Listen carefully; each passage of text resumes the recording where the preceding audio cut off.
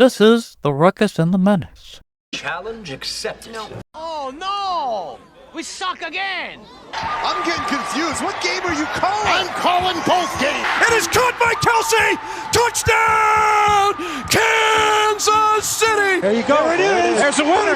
Look at that. Say what again? Say what again? I dare you. I double dare you,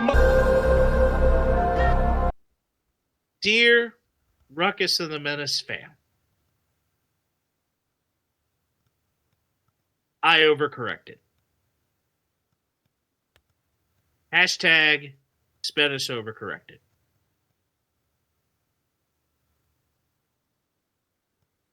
As a podcast, we will never remove the good, the bad, and the ugly.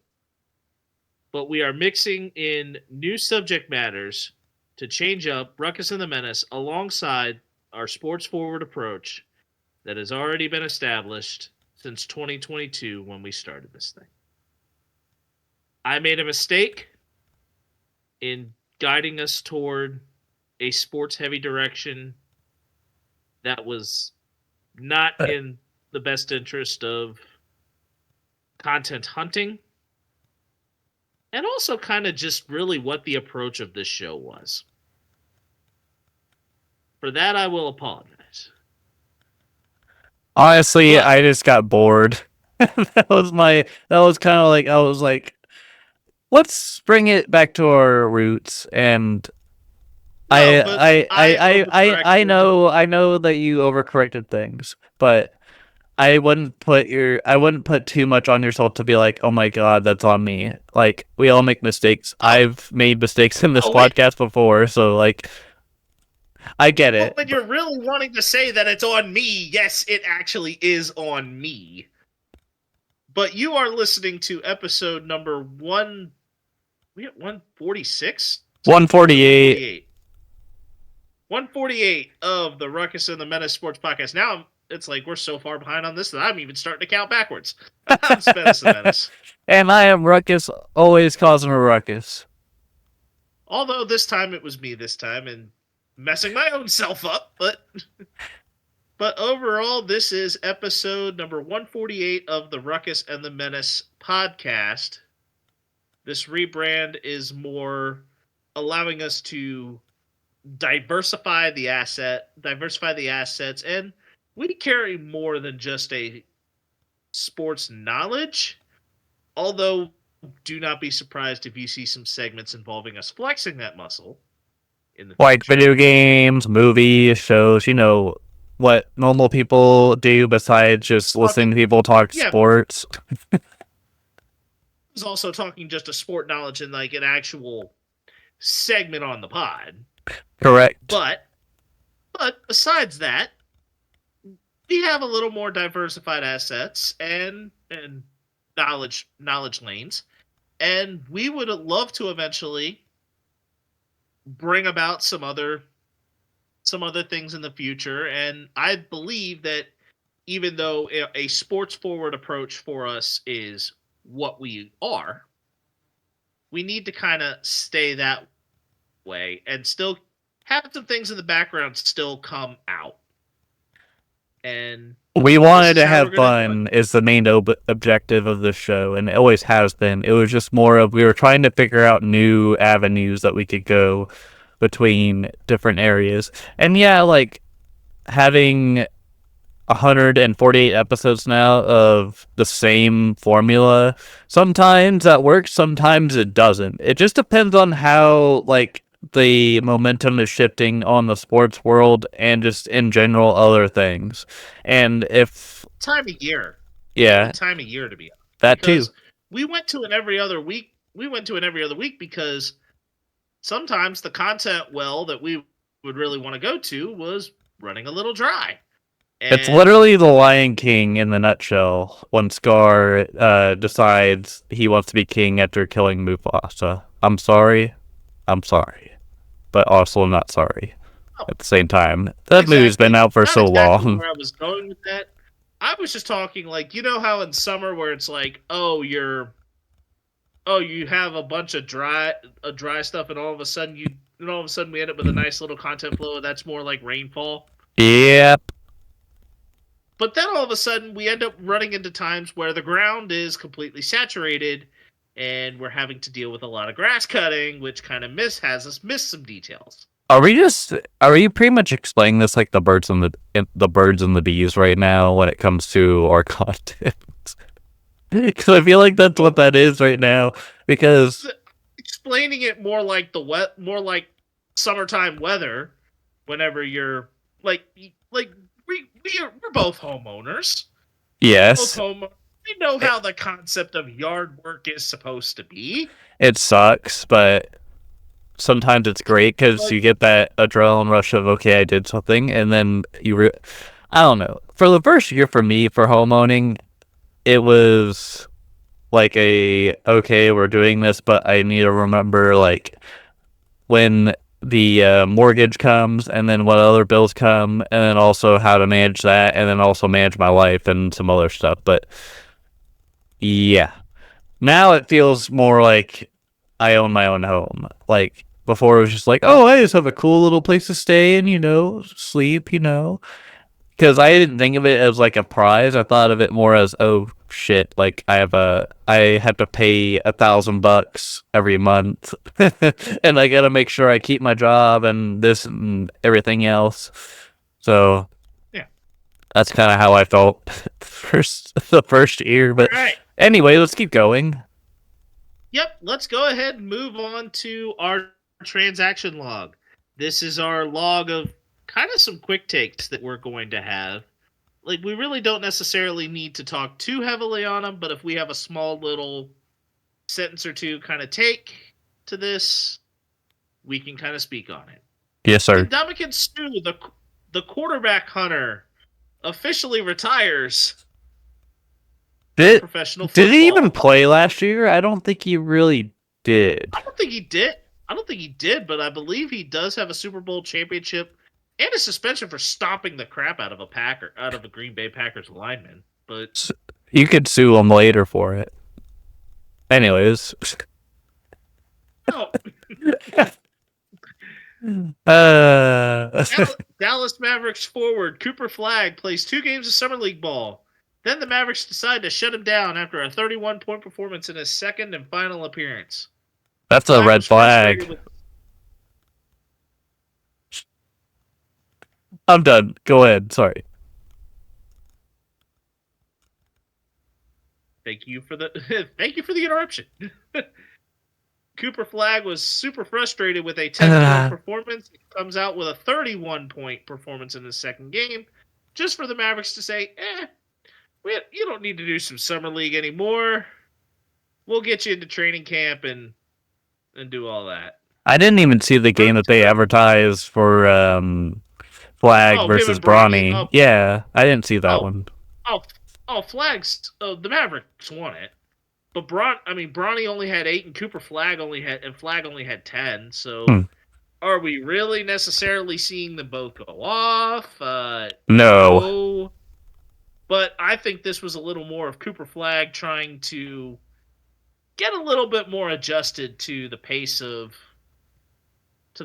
what the NBA was going to look like, and he got a lot more used to it with that 31-point game. And I think that's going to be the biggest adjustment for him going from college to the pro starting this fall.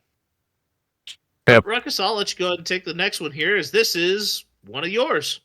All right, so today, Tuesday, when the recording is going on, so Wednesday morning or whatever. Anyways, Trey Smith, the right guard for the Kansas City Chiefs, signs a 4-year extension worth $94 million, and I believe it's about $77 guaranteed. But lo and behold, he is the highest paid guard in the league for now. Right. Anyways, now, who's gonna get paid more at this point? Because I feel like Mahomes was the one to kind of set it, and then everyone else is like, okay, boop, boop, boop, as like a quarterback. But it feels a little bit less than that with guards and O-linemen just in general. I feel like tackles get paid more. than anything. The left tackle, especially, left tackles are generally the second highest paid position in all of football because of their complete purpose of protecting a right-handed quarterback's blind side. Yep. By the way, if you see me looking this way, I am looking at the feed for the All-Star game, and it looks like Kershaw pitched till the top of the second. He was designated as a legend. Anyways, Spennis, let's go. Yep, the next one here is that the Commanders have now decided to retire another jersey number, as Art Monk's number 81 is officially going to be retired on November 2nd at the primetime game against the Seattle Seahawks. I do like this, especially because this is another one of the numbers that seem to be unofficially retired in Washington football lore. And I didn't really get to watch Art Monk play because I was a kid during the very late stretch of his career. But at the same time, Monk had all of the NFL leading stats prior to Jerry Rice breaking them all. So Yeah. it does mean something. And then the Jets pay their two notable Pied Pipers as Garrett Wilson and Sauce Gardner both receive contract extensions. Yep. Now let's see how that actually works for them in the future, especially playing for Aaron Glenn and really a new regime in New York. But at the same time, you still have an owner that pays attention to Madden ratings. Yeah, I think that's honestly good for the Jets having Garrett Wilson. We'll see how not Sam Darnold, but it is Justin Fields. Yes, Justin Fields. It's Justin Fields is quarterback now. Yep, so we'll see how that goes. And then I think it was good to keep Sauce. We'll see how he progresses even after this extension. But yeah, good stuff coming ahead for the Jets. Right. And now we will move on to one of the few new segments we have going on here called Lights, Camera, Action. This segment here is talking about what we've been watching and playing, not necessarily content related, as in our series on YouTube that are currently going on. Currently airing is My Road to the Show still, that I am in recording near the tail end of my player's rookie season, and Swung On and Belted, which will finish up around the back end of August, around the mid to late August is around the time when that's going to finish up. And we are in preparations for some stuff in Madden, and I am considering some stuff with college football 26. Still testing some waters around it in certain modes, but I will get to a little more of that later. Ruckus, Let's start with what you've been kind of watching and playing. All right, so there's this show that I've been kind of on the fence with on Netflix. It's called Power Moves and it's headlined with Shaq. So Shaquille O'Neal and Allen Iverson, they were both originally signed by Reebok for their sneaker deal during their pro days.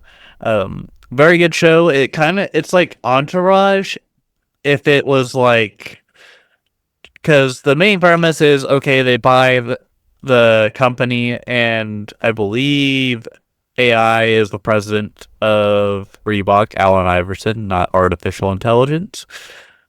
And then we had Shaquille O'Neal as the vice president, I believe, and they're like trying to find new talent and also just scout like other future talent, but also some current talent. So like they're like trying to go from WNBA, NBA, G League, college, you name it. But yeah, it's a pretty cool show. The Entourage formula of it is more so like, do things pan out? Do they get those players? Do they not get someone else? Kind of thing. But other than that, I've been watching the Trainwreck series, which I really love. One of them was named Poop Cruise. It was about the Carnival ship that was stranded, and they were stranded because they didn't have any power to the motors and whatever. And all the generators were down, so they were trying to figure out how to survive.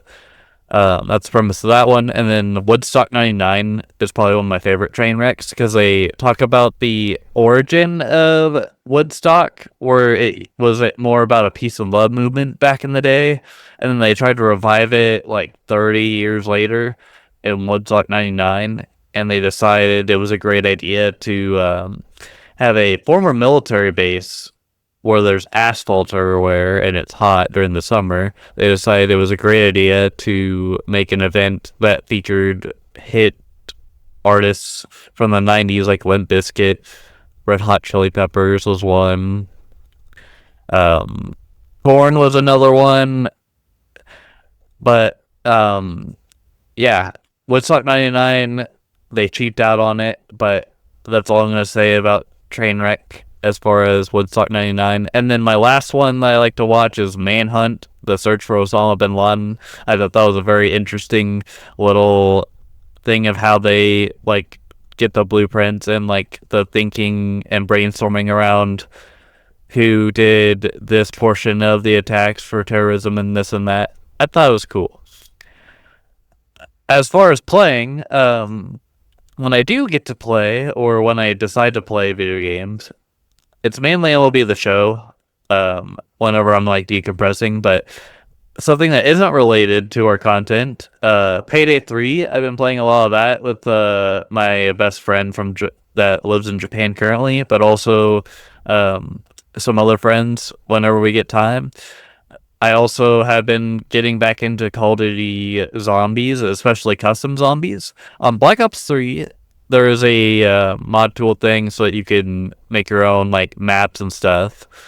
And I've been like enjoying the new stuff that comes out, but also just playing other stuff because it's still fun to go the old stuff. And then last game is Atomic Heart. I played through the third DLC they made. The first one was kind of weird. The second one was like an acid trip walking simulator. And this one was more of like you're fighting these like water creatures like crabs and stuff. Like the first boss I ever had to fight was this giant ass crab, and then Mick Gordon from Doom, his like soundtrack is like I'm like, all right, here we go, I'm ready to fight this big ass crab, let's go.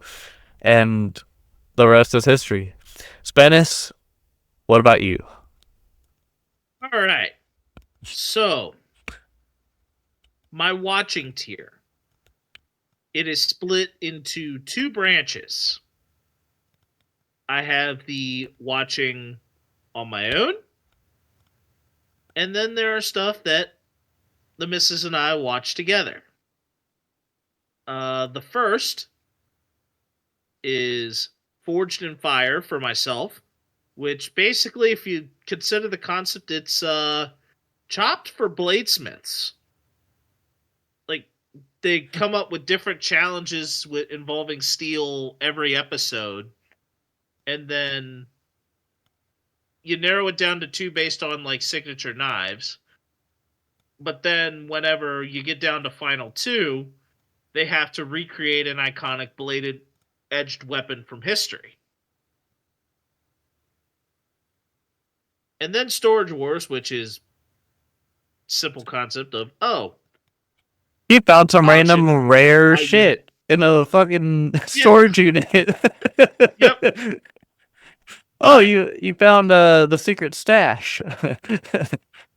Just don't take it to Pawn Stars, because they'll only give you $1 for it, for like a bunch of crap. Anyway, sorry, Spennis. But But yes, but what my wife and I have been watching together, we are on season 7, the most recent season of The Neighborhood, which is Cedric the Entertainer. And did you Mm. watch or had you heard of a New Girl? Yes, I watched it when I was Yeah, in middle school with my parents, and it was Zoe Deschanel and like some other people. But yeah, there was a one but it's one of the other characters was, I guess, I don't know. I thought the one character was cute. Zoe Deschanel was alright, but like I like the dudes in that one because they were funny. yeah, I don't but remember The much about Neighborhood it. also. Oh, The Neighborhood is the actor that played Schmidt is the other side. Ah, yeah. Yeah, so it's Cedric the Entertainer and Max Greenberg in complete dynamics of a white guy moves into black neighborhood, and just those different elements working together in itself. It really is a funny show when you consider the dynamics of it. Then Sure. Sarah and I have also been watching The Snake. The Snake is a competitive reality show where every new week there's a new person at the top at the snake, and that is the snake.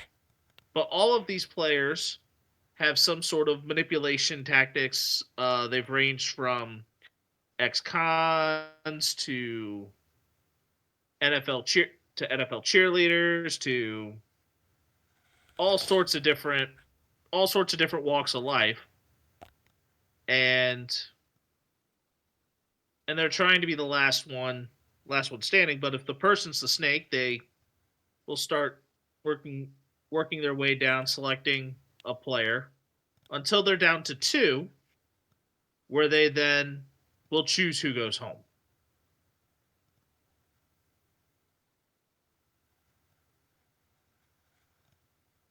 Hosted by Jim Jeffries and Oh, some Jim other Jeffries, really, I love him.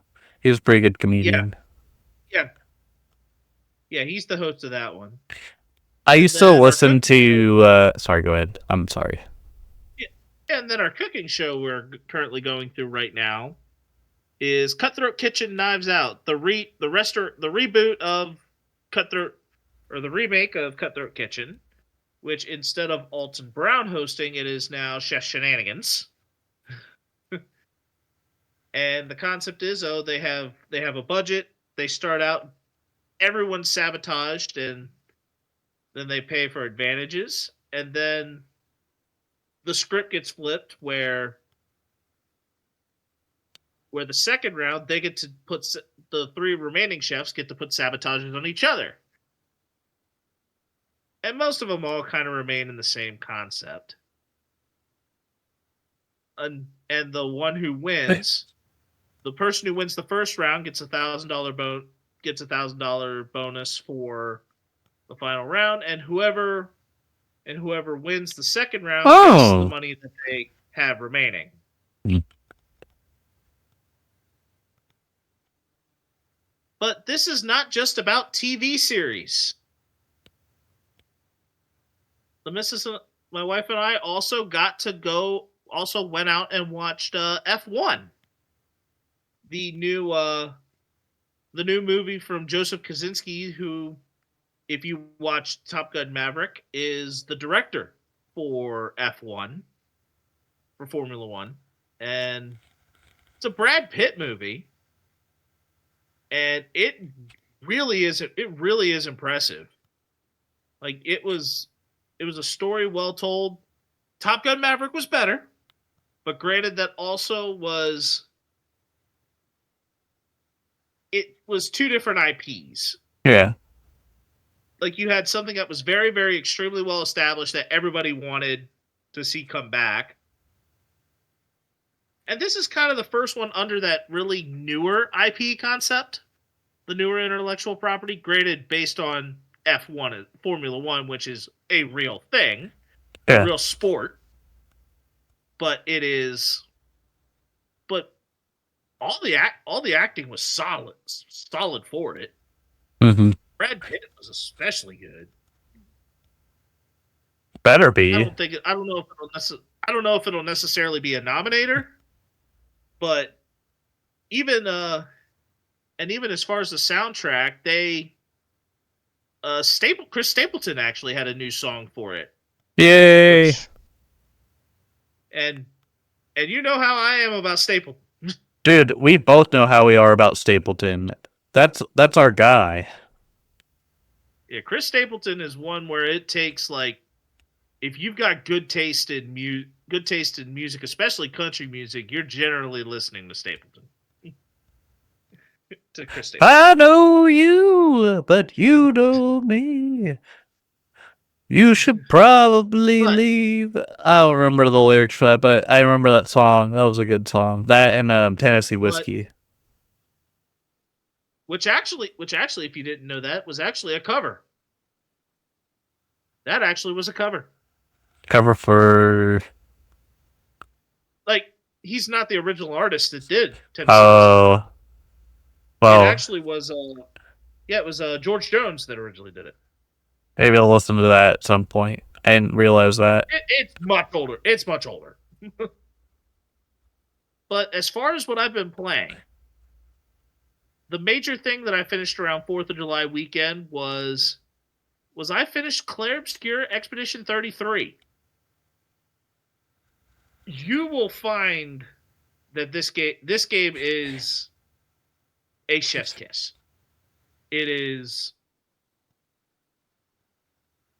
I don't want to give too many spoilers. I mean, granted that it's been out for a couple months, and trust me, whenever I know I'm going to be talking about this at much later on this year, it's going to be about 8 months since the game's come out, and I still got to make sure that I'm spoiler free in my talk about it, because people have not even considered playing it and want to get into it. It really is such a deep game for about 30, for $50, about 30 to 35 hours easy, just on your first playthrough. You're getting your money's worth on it, more than your money's worth even. I need to get into that game. I've heard good things, but I need to get into it for sure. It's on Game Pass. I need to re-download it because I forgot that I had it downloaded. But I needed space, so... Yeah. But I have tested the water. I'm testing the waters with College Football 26. I like it so far. I play better with the actual game mode with All-Americans, so I may consider more of a dynasty approach for college football rather than doing a road to glory, because I have found that I do not play football games as well with a centralized player. I play better in a team base where I actually have control of all the players and where I want them to go. So I play better in that regard and doing all of the coaching stuff. But I know recruiting is going to be different, so I have not tested any waters with that side of it just yet. But it may be more of me doing that in recording session rather than the actual work of it. Have not chosen a team yet, should I choose to release any content, and you will know about it before I upload it. And I also have messed around a little bit with Tony Hawk's Pro Skater 3 and 4. I've only played as a Yuta Horigome so far in just kind of my playing of it. But I plan to go back into it and mess around with some of the newer skaters as well. Possibly even unlock Bam Margera before I really am done with it. Because Bam is an unlockable character with money that you earn rather than actually... He's not in the base of players at the beginning. You actually have to unlock him. Yeah. I really only played Tony Hawk's American Wasteland. That's how I was introduced, and that game was pretty cool. But I was introduced on the OGs 1 and 2 because I was old. I was old enough as a kid to know they existed, but I didn't start really getting good at things with them until 2 on the Game Boy Advance. But then I also could do a bunch of different things on 3. I didn't really play a lot of 4, but then I did Underground and Underground 2, and then really didn't play I didn't play very much after Underground 2, unfortunately. I remember seeing the motion controller for PS3. I bought I think it was Tony Hawk Ride. That was a mistake. That was not like Guitar Hero at all. That was yep. But we both have. But in moving on, we also have messed around with watching quarterback as well. We both have. What are our thoughts so far as in what we have seen of it so far? I got a little bit farther into it today. I think the Jared Goff story is pretty cool because it also adds to what happened with Amon-Ra and receiver. That other series that's kind of similar to quarterback, but it's different based off of the position that the player plays. Him and then Kirk Cousins on the first season. Kirk Cousins was known more as like a choir guy, but also had the talent of playing quarterback. And they showed the origin story with him and the Commanders and going to the Vikings. And then in that first season, he tears his Achilles as a Vikings player. Spoiler, I guess, at this point. I don't know. No, he did not. In the first he tore his Achilles between season 1 and season 2 of quarterback. So it was the season that receiver came out where Justin Jefferson was the main piece for the Vikings. Yeah. Yeah, he tore it during the season that Jettas was doing receiver. Yeah. Other things, I would say Joe Burrow's storyline's kind of interesting, but I liked Jared Goff's the most so far. I think it's pretty cool how his mentality has been.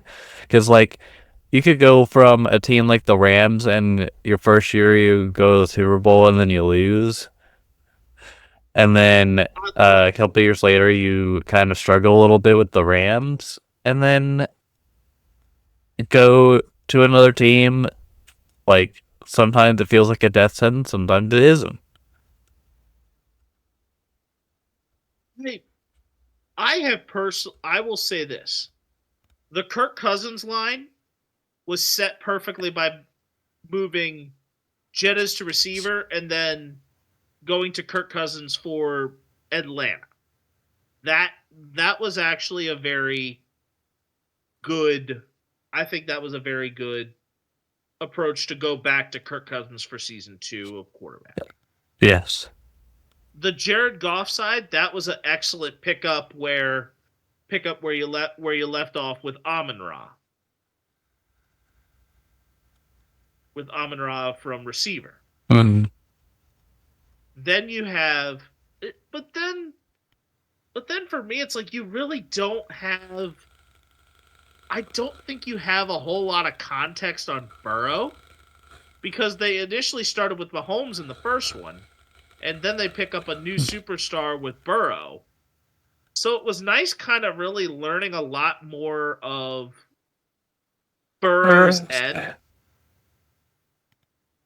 But it also, I knew a little bit more about Burrow with the Athens, Ohio side, because I had a friend of mine who had played receiver at Martinsburg and got his D1 to Ohio University, the Ohio University that in Athens, not the Ohio State.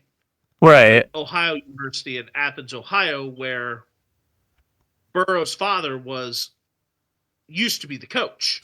I got the part where he said not the Ohio State. Yeah. But yeah, I knew a little bit more about that side of Burrow kind of in his football background prior to. But I think what's impressed me is that how he picked up his fashion sense. Like his fashion sense and kind of the Joe Cool moniker that he really kind of keeps around. I think Jared Goff is still the best story. And I think that is the story that is holding I think the season together.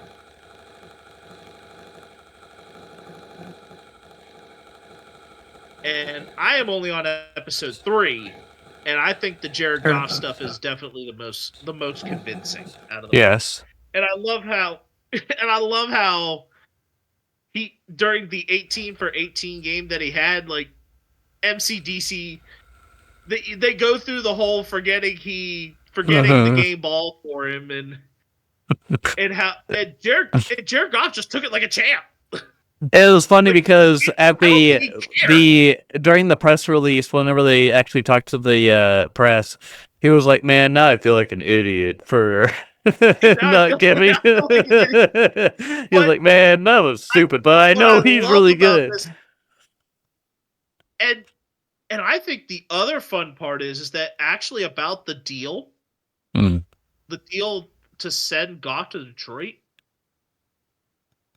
It was also kind of have you ever realized that deal as a whole really was a win-win for the Rams and the Lions? Yep. That's a win-win deal. And I think also the deal that ultimately led to the Vikings getting Justin Jefferson and Stephon Diggs going to Buffalo was, I think, at net a win-win. Yeah.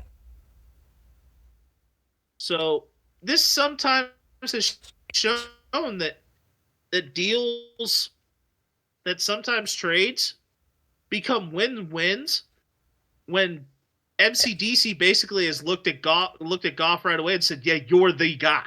Like, we wanted you here. Like, we want you here." Because sometimes with a trade, it's like, oh, you don't want to beat, like, you don't think the team wants you there. You think they're just taking you because they had to. No, MCDC just made sure that Goff was wanted there. Yeah. And now we will move up. And with that, and with us talking about quarterback complete, we now will wrap up that segment and move on to another new segment called the Tailgate. Hey. In the Tailgate, this is where we talk food, social events, not necessarily sports related, but I think this is kind of the best place for like our sport action as well. And this is also a segment more so in talking about events that we go to that are closer to us. Road tripping is for bigger travels, just like my trip to Atlanta last month. So road tripping is going to be another like sporadic segment, but road tripping is the longer travel. Yep. So say probably tailgate, I would say keep it to within maybe about an hour and a half to 2 hours, possibly, unless the 2 hours is for a sporting event. Right. Because I'm near, like, 2 hours for me. Like, I could go an hour and a half to Baltimore. I could go 2 hours to DC. I could go 2.5 to Morgantown. So there's that. And the first major holiday that we kind of will speak on, 4th of July. Yep. What was kind of the 4th of July shenanigans we had? Pretty much just blow up or go shooting off fireworks and eating burgers and hot dogs. That was my 4th of July. and it was a lot of fun. How about you, Spennis? Yep, dinner with fam. Shooting off Roman candles at friends from church. Eating a pulled pork hot dog there. Yes, I put pulled pork on top of the dog, which was something I found in a bar when I was doing pub trivia, and it's still a very good idea. I'm not And judging. I saw an ad just now and for Safari being a secure browser through the Apple ad, and I thought that was a whole load of BS. But anyway, let's keep going. Sorry, watching the Ulster game, but also listening to Spennis. yeah, but then I laugh at the same time. The very next day after 4th of July, I was with a couple of friends that were also at the same 4th of July cookout I was at the very next morning for some disc golf. I played in a trilogy challenge over 4th of July weekend. So what this entails is that paid a little bit of money, but the money got us 3 discs, a towel, and a towel. And we played 18 holes on a course with just those 3 discs. So I got a couple of new discs that I eventually used also the next week on a new course that I tried where the hills were deadly.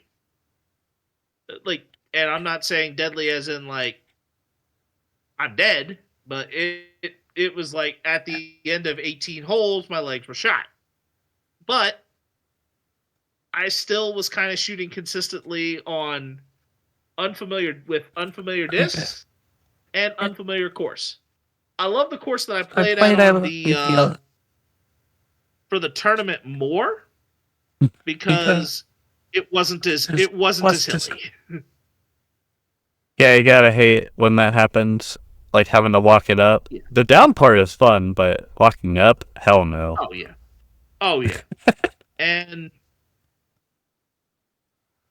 But the other notable thing that I also found out, and I was actually talking about this with Ruckus last night, and this is also not on the 2025 bingo card. Five Guys have been testing around with a make it a meal deal, where you can get a cheeseburger, and it used to be, and you could order all the items that you want: cheeseburger, fries, drink, and you pay for it a la carte. But no, Five Guys is testing this make it a meal deal where you can add a little fry and a drink for $6 more. So I ended up actually spending less than $20 yesterday on Five Guys. And yes, the fact that Five Guys was even doing this, it's like, I never thought I'd see the day. Yeah, neither did I, because I know in my life with Five Guys, it seems like they're always super overpriced, but you get good quality food. Oh yeah, the quality of the food is what causes the price to drive. But it's also the a la carte factor, because you're not like how most places you go to, it's like, oh, you've got combos you can do to kind of make the price somewhat fair. No, Five Guys, you're, like I said, you're so used to paying for it a la carte. I never thought I'd see the day that they would make it a meal deal. And of course, you make the rookie mistake of getting a single, or you think, oh, a double or triple is good enough for you to fill you like it would be at a fast food joint, and then you realize, oh shit, that sandwich is pretty big, and then you order the large fry, and you're like, their standard cheeseburgers, 2 patties, and they're not overly large. They're not overly large patties. But yeah, if you go for the fries at a Five Guys, the bagglers that they put in there are no joke. Yeah, you buy a large fry and you're like, damn, I should have just bought a small because they're gonna do the same shit. It's gonna be like, oh, you want more? And then you're like, thank you, kind sir. Also, by the way, the French fries are fried in peanut oil for those curious about what they fry them in. Because like at Yes. McDonald's, it's like just straight up oil. Canola oil. Yeah. Most places it's canola. I know that I think Chick-fil-A the chicken is fried in peanut, but the fries are in canola. And then most places they generally will use either vegetable oil or canola oil.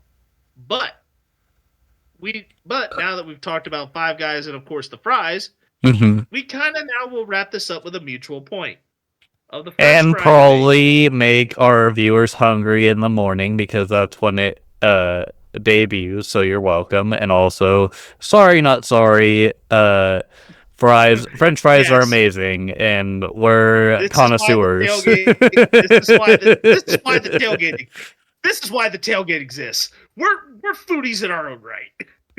The French fry debate, the French fried type, and really also kind of from where. Which one we taking? All right, so number one, it is a McDonald's large fry, and if you're gonna come at me and say that McDonald's fries suck, obviously you never had a McDonald's French fry that was actually fresh. Thank you very much. All right, Spennis. Okay. The Whataburger was a very my experience at Whataburger made it very interesting that it was a crinkle fry. It was a crinkle cut fry with more of a shoestring style like a McDonald's fry. Mm-hmm. But I think for me the number one is the seasoned fry at Checkers. I've never been to a Checkers, but I have experienced their checker fries frozen. Like, are you also a Rallies is another name for them. I think they might be further west. I think Rallies you go further west. So for the shoestring fries, we have Freddy's, which is more of a Wichita, Kansas brand. We also have Whataburger, but that was mainly brought to us by other branches. But I mean, Burger King has their tradition of fries. McDonald's has theirs, but like as far as local joints, I think other than that, I think there was a oh crap, what is it called? Spangles. Spangles was also a Wichita, Kansas food joint too that has some good shakes and stuff. They based Spangles off of Elvis, like that era of rock and roll. And then Freddy's is just you get double burgers and you get like the shoestring kind of fries, like the slim fries and custard and whatnot. Oh yeah, but I don't know if it's the same par as that. I'm gonna say some honorable mentions I considered: the Arby's curly fry. Yes.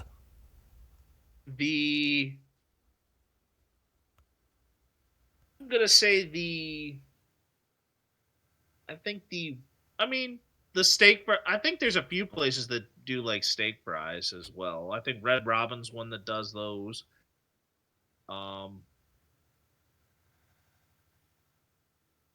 Also, as far as that, I considered Tots to be an exception of that. Yes. Tots are kind of not necessarily the tater tots are different.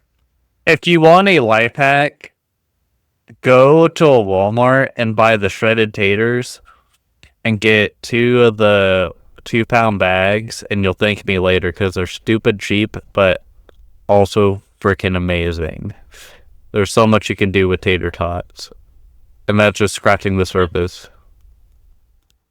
Well, and now that our stomachs are sated from talking about French fries, and you're probably hungry right now, let's get back to some actual sports and other elements of things as we head into the good, the bad, and the ugly, our traditional Eastwood segment.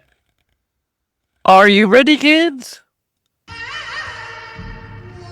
There you go. All right. I know So, I captain, but I just said Lego. oh, I was just trying to be cool and then play the Eastwood song. Anyways, what's good this week, Spinnis? Well, the MLB is putting together an elaborate event for their Speedway Classic as the Reds and Braves square off at Bristol, Tennessee on August 2nd. For the first time. Okay. So, yeah, for the first time that it's on in a race in an area normally associated with NASCAR. You get Mr. 305, Pitbull, and Tim McGraw as main events of a concert, but there is a fan zone that includes live performances headlined really by Jake Owen. But activities in the fan zone also include, yes, that live performance headline really with Jake Owen. The Commissioner's Trophy on display, a 110-foot Ferris wheel, a food truck row, pitching tunnels and batting cages, the MLB Network live broadcast set, branded MLB stock cars, a legacy walk highlighting great players from the Reds and Braves, 20 business partners, the Budweiser Clydesdales, a beer garden, team mascots, and of course ESPN Sports Center 50 States in 50 Days is also doing something out that way, which that's another special that hasn't been around in a while, is doing that, which is always kind of nice to see.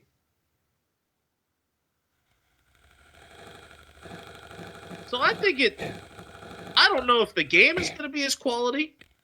We won't know until we get a little bit closer to. Yeah. But I can completely get with the design of what they decided to do, and really the sketches of what all those zones look like. They don't look bad in concept. It's just a matter of how they look once everything's up and running. Like, it doesn't look bad.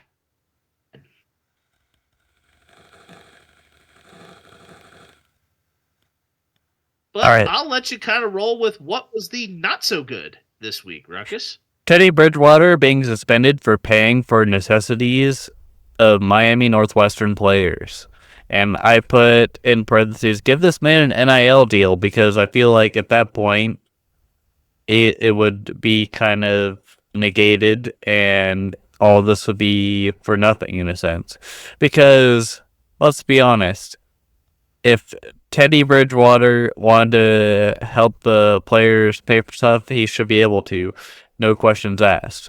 But all of a sudden, it becomes a big thing because it sounds like, oh, he's paying them a lot of money to do this and that. It's like, no, he was helping them. And if for whatever reason that stupid rule says, screw you, you're suspended, well, you know what? Screw that rule. That's what I say. Yeah. And then I'm going to go straight into the downright ugly this week, as it involves my team. And this involves Terry McLaurin's frustration as contract talks about an extension are at a complete standstill with not much time to get a deal done, according to McLaurin. Okay. Terry wants to be a Washington Commander. The hard part about this is he's 30. He's kind of right there on that really weird crossroads of, I still got talent, but I'm getting ready to lose a step. So it's hard to really necessarily say what the right decision is. And Terry's on a contract. So that kind of puts some things in a little bit of a odd position when it comes to really what Washington can do Because I think we still want to pay him, but we don't necessarily want to. But I think the hard part is how long the extension is going to be.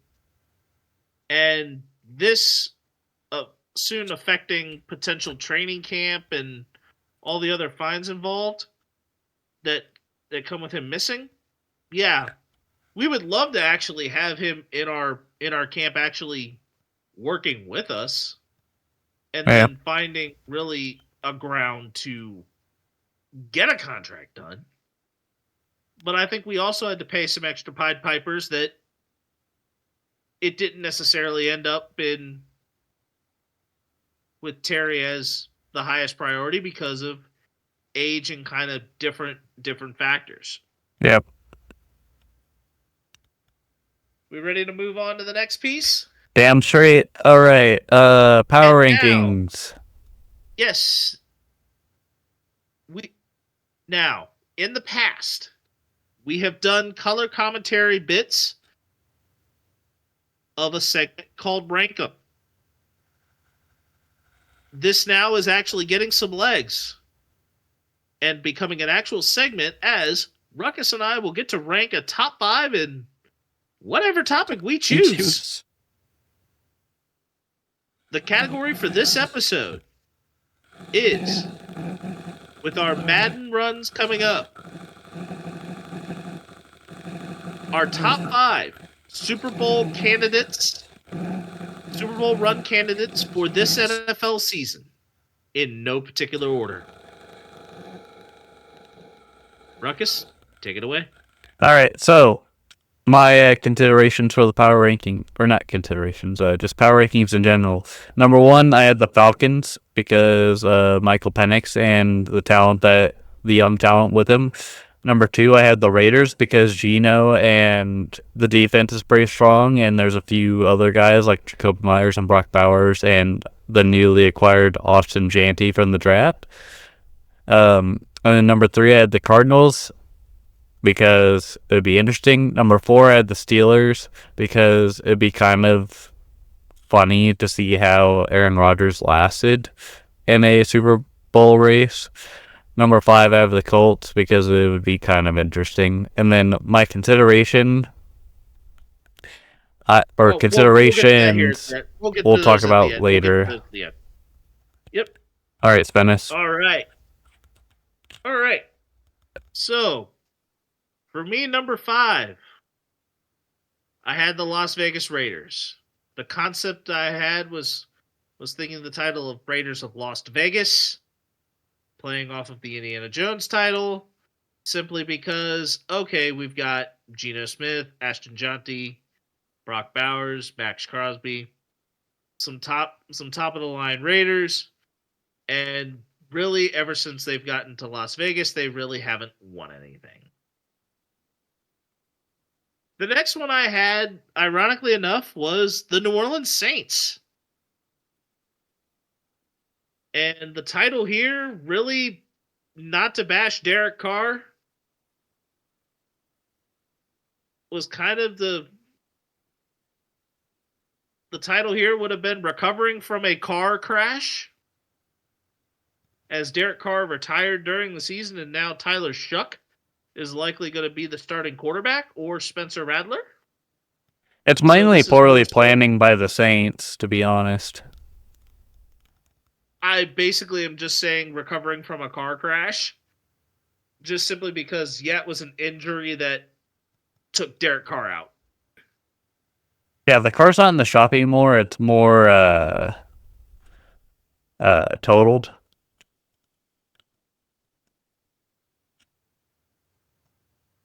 And then number 3, I had the Indianapolis Colts. I had this more so in memory of Irsay, is kind of the theming I was going with there. Kind of this is the first season without Jim Irsay officially is the owner of the Indianapolis Colts after his passing. And I think that this would be a kind of a good stance. I mean, and then also on top of that, you got Anthony Richardson, who's a quarterback at a crossroads. Michael Pittman, who's kind of a receiver that last year really didn't do anything. He was kind of like those pirates in Veggie Tales.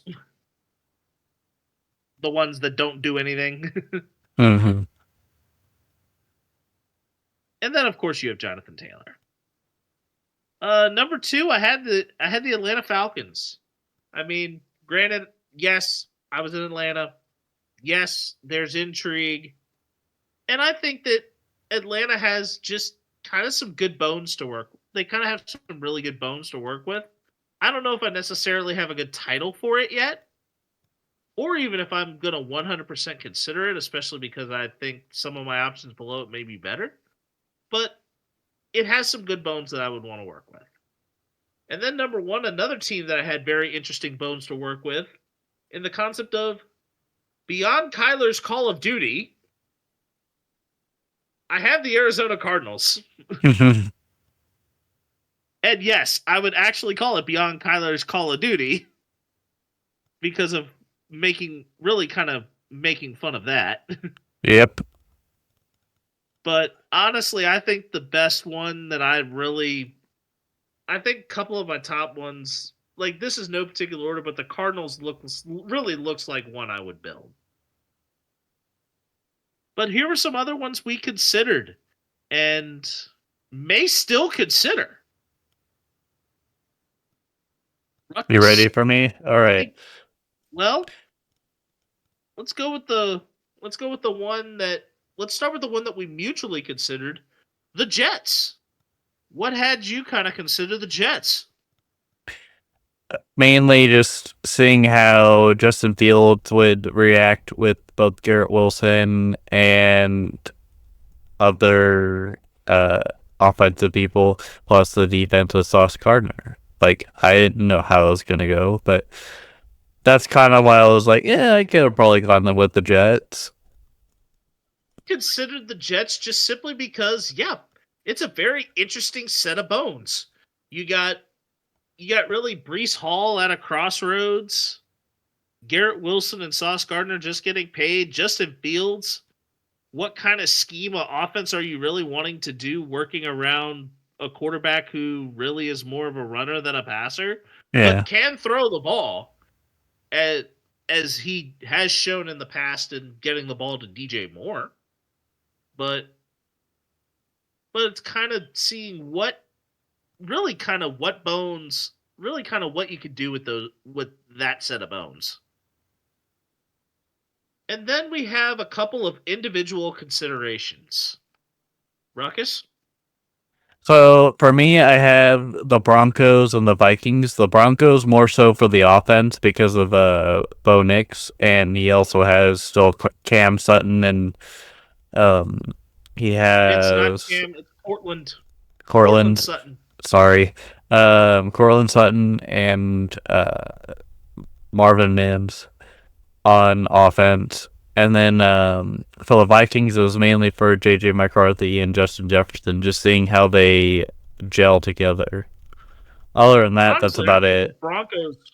Honestly, I think the Broncos almost feels too easy just simply because that is a very good set of defensive bones that they have. Like, they have a really good defensive set of bones to work with. Like, it almost feels too easy. I mean, defense is harder in Madden, but that is a really good set of bones that you can limit a lot. Yeah. And the Vikings are kind of one of those teams that they've never won a Super Bowl. I get that. But I think that overall, when you really look at the scheme of the players as a whole, I think the Vikings just might be too good on paper. I think they might be too good on paper to really, I would say for me, too good on paper to really consider in a Super Bowl run. I mean, granted, our first year, we used good teams at the time. But they were good teams that ultimately, the NFL season, they floundered and ended up being bad teams. But yeah, I could see why you would consider the Vikings, but I'd still think that even with that and the bones that they have, they're still really good. Mm-hmm. Or still have the potential to be really good. Now, teams I considered were also teams that were nowhere near as good. The first one I considered was the Tennessee Titans. Now, why the Titans? I think that this concept is very, very interesting in having Cam Ward a quarterback and kind of a very limited set of options to throw the ball to. And kind of to see what I could do with it. The next one I had was the Seattle Seahawks. My other NFC consideration, I would have considered the 49ers. But that is its own set of problems. That's its own beast. Yeah, I think the Seahawks, I think you've got a little bit of a better set of bones to work with. I feel like with And the then you at 49ers, least it's more of a have- nucleus rather than a blueprint. Yeah, I mean, you have George Kittle. Right? He's Don't- part of that nucleus. Don't get me wrong, love the guy. Christian McCaffrey, if he's on the field. But then Hmm they lost Jordan Mason, so they now have to deal with Isaac Guerrero if he's not out there. They also lost Or Elijah they Mitchell. still I think they did lose Elijah Mitchell. Yeah, because we signed him. The Chiefs did. Yeah. Oh, that's a good signing. But then the Seahawks, it's like, okay, you have Kenneth Walker, Zach Charbonnet. You have JSN. You can really kind of test the waters and see what Sam Darnold can really do in Seattle. After that great season in Minnesota, kind of pick up where that left off. So I think this Seahawks thing actually might have more legs than it really lets on. And then the last team I considered was the Patriots, and kind of also picking up where Drake May left off. And seeing how a Mike Vrabel offense could work with that.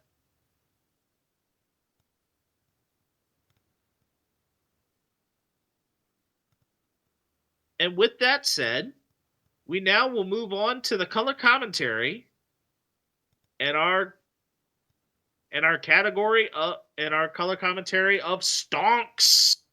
Yep. The topic, the concept of this topic brought up: how much stonk do we really have in it? Yep. The first one: Garrett Wilson gets a new deal for the Jets with the Jets for $130 million. Good deal for Gang Green. How much stonk do we have in it? I have some stock. I think it's gonna really depend on just how he does, but I think it's a good amount of stonks. It's at least some stonks. At a percentage of 0 to 100 stonks, how many stonks are you really wanting to put into it? 20%. You said 20%? Mm-hmm. I think I'm sitting maybe about a little closer to about 12 or 13% of stonks. Because I think that though Garrett Wilson's a great receiver, and Justin Fields can do a decent job of getting the number one receiver to the ball, I think the issue is more, I don't think that Garrett Wilson's in a great situation quarterback-wise, healthily, to have any sort of, misgivings. Especially if Justin Fields doesn't play well. So I think that if Justin Fields doesn't play well and the Jets don't really consider a good quarterback that they could draft or get a decent free agent for, they've kind of been snake bitten over the last few years. Mm-hmm. I think this deal could leave Wilson a little more high and dry than we think. I'm probably a little closer to 12 out of 100 stonks. Okay. The next one here. Nick Sirianni rips into the narrative that Jalen Hurts was carried by the Eagles. How much stock do we have in that statement? Jalen Hurts was carried by the Eagles. I think The stonk for that is probably 3%. Mainly because I think that You said how? I How much? think You it's a said nothing. I 3 think or it 30? 3 because I think it's a nothing burger because no matter how you put it, it's just yeah, you could have said that like before in the season, but I think it showed in Super Bowl 59 when we got our ass kicked, not only by the offense, but mainly the defense. But I'm not gonna say that the Eagles carried by kicking our ass on with their defense. It was more our defense as the Chiefs wasn't that great either. So how could you say that the Eagles were carried?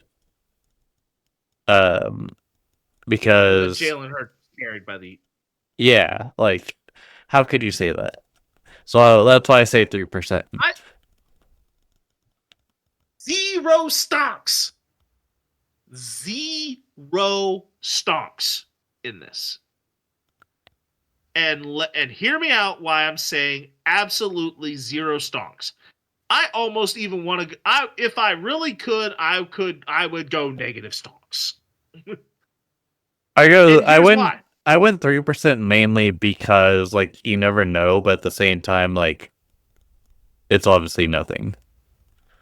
No, it, and I'm saying that it is so much nothing that if I really could put if I was permitted to put a negative number, I would. And the reason why I'm saying this is because the NFL and football as a whole is really a team sport. There are units that do different things. And yes, that even includes the front office. Howie Roseman is one of those general manager geniuses that knows how to, like, he has the right people in the war room to be able to put themselves into great positions to get great players. They drafted Jalen Hurts for a reason. Jalen Hurts has continued time and time again to show that they can do that. They stole Saquon Barkley off the free agent market. And Saquon Barkley, upon the very first season in Philly, with a great offensive line that has worked together over years and years, and probably has a lot of Jason Kelsey to thank for it, Saquon Barkley has a dominant year. The defense, very dominant. I think that it is absolutely nothing because, and Sirianni's absolutely right to say that it's BS because organizations like this that work extremely well together are extremely successful.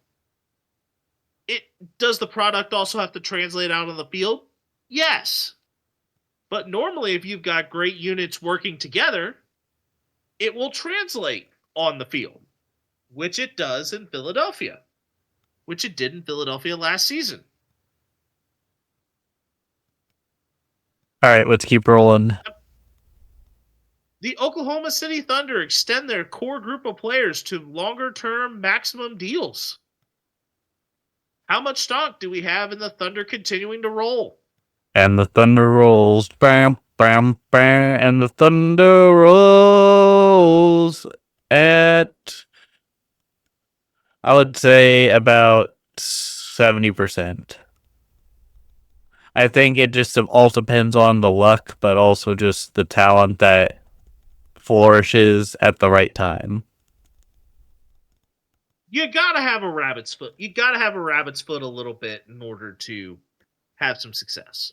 Yeah. Some four-leaf clovers, some rabbit's feet, making sure you're not spilling some salt or walking under ladders. So yeah, it does take a little bit of that. I'm not necessarily going to say 70 stonks. I'm probably going to be a little bit closer to 40 to 45 just because health can be a concern. On top of that, health can be a concern. Different interests eventually down the line could be a concern. But the Thunder have a really good young core. They have a good young core. They didn't have to spend a lot of money to actually win the championship. So it was able to kind of work out that they were eventually able to pay their Pied Pipers the way they needed to be able to keep them around. It's just a matter of, will the quality of talent that comes along with getting paid be sustainable once they are paid? So that is why instead of really at that 70 stonks where you're at, I'm a little closer to 40 to 45. Fair enough. Just because sometimes it's generally sometimes about that hunger of getting to that destination of getting paid. Yeah. And I think it becomes more really important to have the journey rather than the destination. Yep. All right. Let's fast forward on these. Jennings. Let's go. Juwan Jennings demands a new deal or a trade from the 49ers. How much stock do we have that Brandon Ayuk has set an unhealthy precedent for what receivers should expect? I think it's more of a B scenario, so just 80% stocks. Because it could go either way. They could either get extended by their team, or they could get traded. Who knows what would have happened? Brandon Ayuk, for the most part, held out and then got extended and then hurt himself. But who knows, or not hurt himself like as in like intentionally, but just he got hurt later in the season. But what if that player like Juwan Jennings got traded and then got more money to play for another team and then got hurt? Like, you never know. Like, there's a lot of scenarios.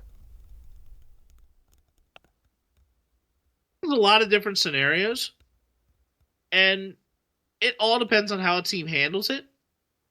However, I am in agreement that Ayuk has set a very unhealthy precedent, and it especially has become more prevalent especially since this is now the second year in a row for it, wide receivers in San Francisco doing this. So I'm going to say maybe not for the league, but especially in San Francisco. So I will probably say that, yes, it's an unhealthy precedent, but I'm going to set it a little more to 60 to 65, more so because of the niche of where the unhealthy precedent is being set, rather than this really setting a bad precedent for the league. And last but not least, the WNBA three-point shootout contestants this year. Caitlin Clark, Sonia Cintrone, Alicia Gray, Sabrina Ionescu, and Kelsey Plum. How much stock into how fire of this field it is? 99.9%. You said 90, like, were you going 99.9%? Damn straight. That 1% is for the error.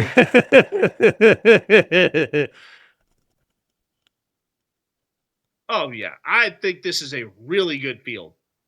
I think this is absolutely going to be fun. I mean, Caitlin Clark has not been shooting great from 3-point this year, but she also hasn't been on the field as much to be able to take as many attempts.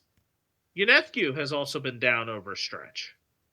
However, I think when these girls finally get on the line and actually start shooting and getting in a good rhythm to be able to do something, this is about as electric as Devin Booker, Stephen Curry, and Klay Thompson in one 3-point contest, which actually happened, I think, about a few years back. This is absolutely, I'm going to say maybe not 99.9 stonks, but I'm probably a little closer to 90 to 95. Just simply because there's a chance that there's a small chance that this flops, but I don't think it's going to flop that hard. Yeah. And while we're at it, and while we're talking about flopping hard, that's a little bit more on the dud side of it. But let's get into our stud and dud of the week. Ruckus. All right, so for my stud, I had the first time Royals All-Stars Chris Bubich and Michael Garcia making an appearance. Good job for them. I know Bobby Way has started, and right now in my feed for the All-Star game, Chris Bubich is actually pitching, so good for him. He is currently, the count is 3-1. There are no outs currently. This is the top of the order, or the leadoff guy. Now it's at a full count, but here we are. Anyways, so that's great. My dud is Jazz Chisholm for only getting 3 homers in the Derby. Insert the pathetic meme from Principal Skinner on The Simpsons. Also, Jazz Chisholm in general has just been a joke this season for the Yankees. He hasn't been good, and his response to his shitty performance was, "Oh, I don't want to screw up my swing." It's like, dude, you screwed yourself on the home run derby. What do you mean? Like, get real here. You're a freaking joke to the league. Get out of here. I hope the Yankees release you next year. That's how strong I feel about that. Also, screw him because I'm a Royals fan and he was a dirtbag to Royals fans. So, yeah, anyways, let's keep going. All right. I have an honorable mention as Hedgesville High School alum and WVU alum as well. Kyle West, a local kid from around here in the Eastern Panhandle. He was selected by the New York Yankees in the 13th round of the MLB draft. Definitely congrats to you, Kyle. I look forward to eventually having you be traded away while you're in the farm system to another team, but just simply because I don't like the destination of where you're headed right now, but I'm hoping somewhere in the aggregate of the farm system you end up elsewhere. But at least happy you got drafted. Happy you got drafted. Not happy with where you got drafted, but I digress. But my actual stud is none other than George Kittle himself. For being George Kittle and having fun WWE style with The Miz at the American Century Championship. I think that was more like a pro-am type, like an amateur type thing. And yeah, even Baker Mayfield got to join in a little bit on the fun when they were shotgunning a beer and all that. But Kittle doing the super kick on The Miz and just those two personalities working together. I've been a fan of The Miz ever since he was on the MTV's The Challenge. So before he even made his way to WWE, I knew who Miz was. And then George Kittle is such a dude's dude when it comes to being a fan of the WWE and of course his favorite wrestler being Penta and doing the Cerro Miedo celebration on every first down. Mm-hmm. It kind of really puts a very good explanation as to who George Kittle is. And I have always liked Kittle. But my dud this year, not this year, but this week, is Browns rookie running back Quinshon Judkins for doing such a Cleveland Browns thing and getting arrested for domestic violence and battery charges. Womp And this is womp. all before, and he's not even in training camp yet.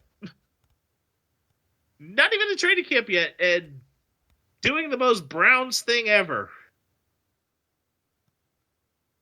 If you want to talk about a dummy of the week, we certainly have it. We certainly have it here. Ruckus, go ahead and take us out. All right, ladies and gentlemen, thank you for listening to the Ruckus and The Menace. This is episode number 148. I am Ruckus, always Cosmo Ruckus. And I'm Ruckus the Menace. And I stopped myself from saying sports podcast because we are not a sports podcast anymore. We are just Ruckus and The Menace, the show with some sports involved. Are we not? We are not fully a sports podcast. We are a sports podcast, but we are a sports forward podcast. Whatever. Anyways, were you not entertained? We'll see you guys in 149. Cero Miedo, deuces. Sure.